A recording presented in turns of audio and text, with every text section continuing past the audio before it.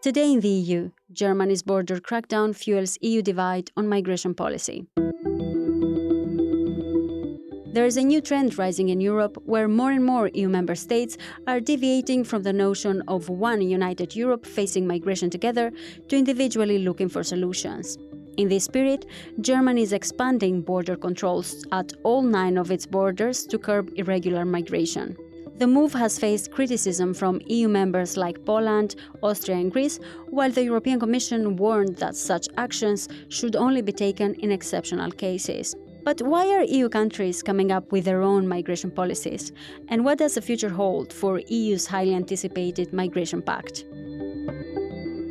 Hello and welcome. I am Evi Chiori and this is Today in the EU.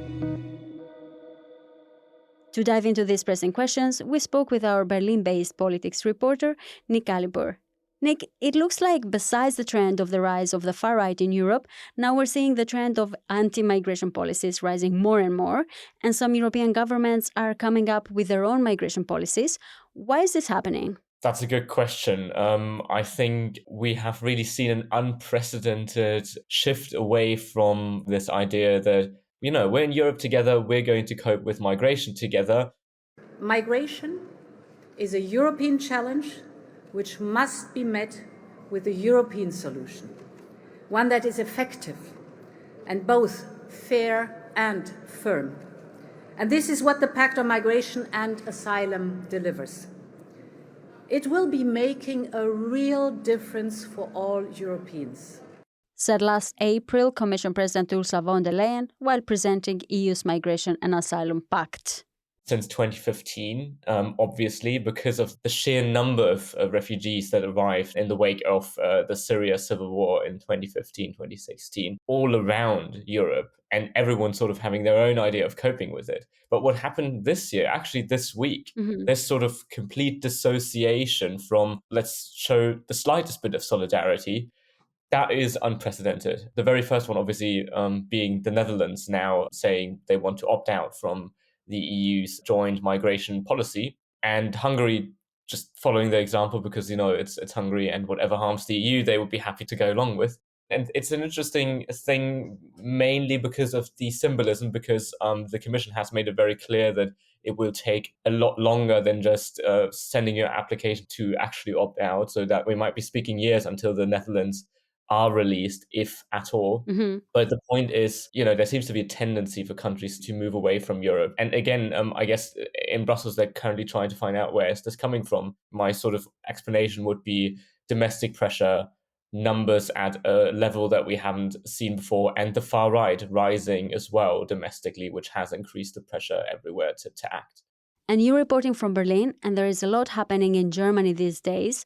So tell us, what is happening exactly, and why is it important? It is very important because Germany is the largest member state. And for a long time, Germany was sort of the pinnacle of let's work together on migration. That was sort of Angela Merkel's paradigm that she came up with in 2015, 2016. Like, even when Germany was confronted with the highest number of asylum seekers in Europe that arrived at the country, Angela Merkel resisted domestic pressure. And she said, I will not take any unilateral measures. I want to find a European solution for this. And now Germany has actually done the opposite. It's kind of like to Germany. You, of all people, really, like of all countries that have been in favor of a European solution, Germany first decided to introduce border controls at all its borders, and then is now considering rejections at its border. It came up with a concept that's not quite rejecting migrants at the border, but it's sort of supposed to have the same effect.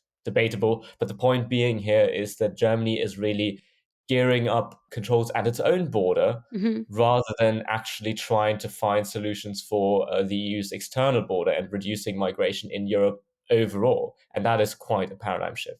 And what are the main reasons behind Germany's decision to expand border controls with all 9 of its neighboring countries? I would say it's the pressure from the public. And that has risen significantly after some terrorist attacks. One earlier this year, one in August, that involved asylum seekers that were rejected previously and for some reason managed to stay in the country. Not a great public relations story to tell or to be confronted with. And the opposition has ruthlessly exploited that. The CDU, the centre-right party, formerly of Angela Merkel, now miles away from Angela Merkel's policy back in the day, has driven the government to more extreme measures. Meanwhile, the CDU itself is driven by the far-right AfD party, which is now the second most popular party in the country. They have also obviously been extreme just because, that's their brand.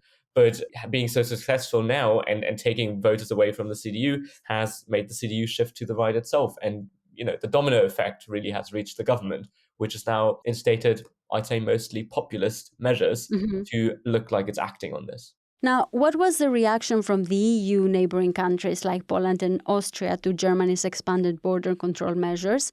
And what concerns have they raised already? They reacted badly. I think that's the one way to put it.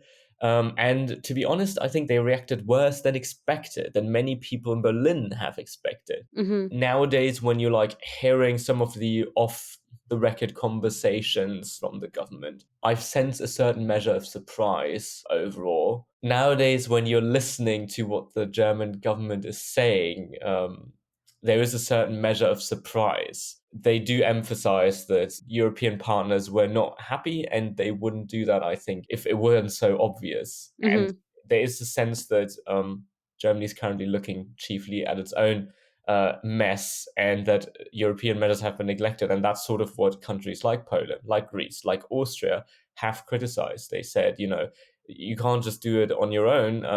Austria already said, if you're rejecting migrants, we're not taking them back. Greece and Poland both said what you're doing is unacceptable or not right. Very strong words for the diplomatic European political scene. And they got some applause from the wrong people. The Netherlands, with its far-right government, was very happy, and Hungary again. So that's what a coincidence. The two countries that then followed suit with more extreme measures themselves. So it's a bit of a public relations disaster for Germany in terms of the European feedback. Some believe, I think, in the German government, or at least they would like the press to believe, that this is for political reasons, because, Austria, Poland, and Greece are all part of the European centre-right. They are allied with the CDU, and the German government is centre-left. But I think there really was, and I think Germany has acknowledged that, irritation abroad. And all this is really impacting the lives of the people that live and work in the affected border regions. So how does the German government plan to minimize the impact of border controls? Germany is part of one of the most interconnected regions in Europe, the Northwest, the Benelux countries, France, and Germany, where people just casually drop across the border to work or whatever. It's really hard to imagine for people who are not in this region how interconnected all this is. And so that is not great to have those border controls for those people specifically. But it's important to note that this is not the end of Schengen, or does not mean that those people that cross the border every day will now be checked every single time. The German authorities have already said that the checks they will introduce are mostly spot checks. So you have two policemen also waiting by the street, and they will every now and then flag down a vehicle and say, come over, we'll check your papers. That's very different from where Schengen is not in place. I was traveling the Balkans this summer, for example, going all the way from Croatia to Greece by the Adriatic. At every border, you were checked twice. You were literally had to stop and be checked at one side and then at the other side of the border as well. So that is not Schengen, and that's not what's happening in Germany at the moment. But there will still be bottlenecks. If there are policemen and waving over some cars, that could still cause traffic jams. And that's, I think, what people are concerned about in the border region. And some months ago, the EU celebrated its highly anticipated and difficult to reach migration pact. With the pact, we can manage one of Europe's biggest challenges, migration, in a sustainable way, based on our values. What does the future hold for EU's migration pact now that more and more member states seem to look for their own migration policies? That's a good question. I do think at the moment, whenever you speak to people about the migration pact, the buzzword is implementation. We're now busy implementing this. We're not going to add anything to it. We will implement this right now. And that seems to be progressing in some way. So certainly in Germany, we've had the Chancellor promise that all of that will be ready, the German side of the implementation, by the end of the year. But the overall transition period for this pact to be implemented is 2 years, until 2026. And until that has an effect, that will also again take some time. So immediate improvements are not likely to happen. And that's partially why Germany is acting now, because they are having, the migratory pressures keeps going. It's still happening right now. And they need sort of a quick fix before the new pact is entering into force. And that's why I think, in a way, we are seeing those countries now sort of going it alone, because the measure that they all agreed on might take some time to actually make a change. Now, we do have a new commissioner. Do we already know what's the plan when it comes to migration? And do you think the EU strategy will influence the national migration policies? So again, the buzzword is implementation. That's something that's all over this mission letter for the new commissioner on migration, Magnus Brunner from Austria. But I thought there were some interesting lines here, because one was saying, that the commissioner should also look into innovative, I think, processing solutions or operational solutions to irregular migration. And in translated, that means, look into if we can maybe outsource those asylum procedures to third countries, something that Ursula von der Leyen had promised before the election she would look into.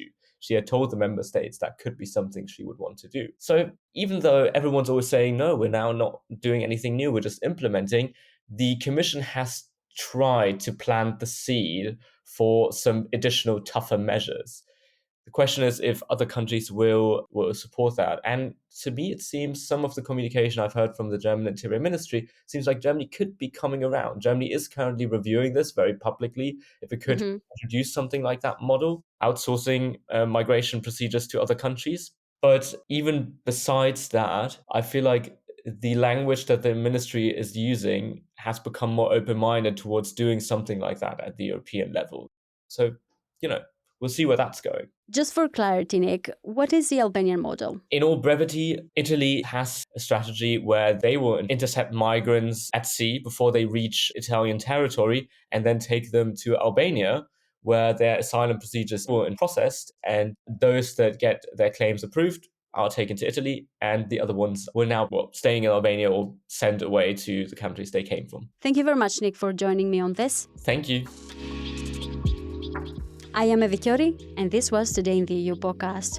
Visit Euractiv to stay on top of the latest news. If you haven't subscribed yet, you can find us on all streaming platforms. You can get in touch with us by leaving a comment or a review on Spotify and Apple Podcasts. Your reviews help us a lot to spread the word about our work, but also understand what topics you like listening to. This episode was produced by Miriam Sáenz de Tejada and me. Thank you for tuning in, and we will be back on Monday morning.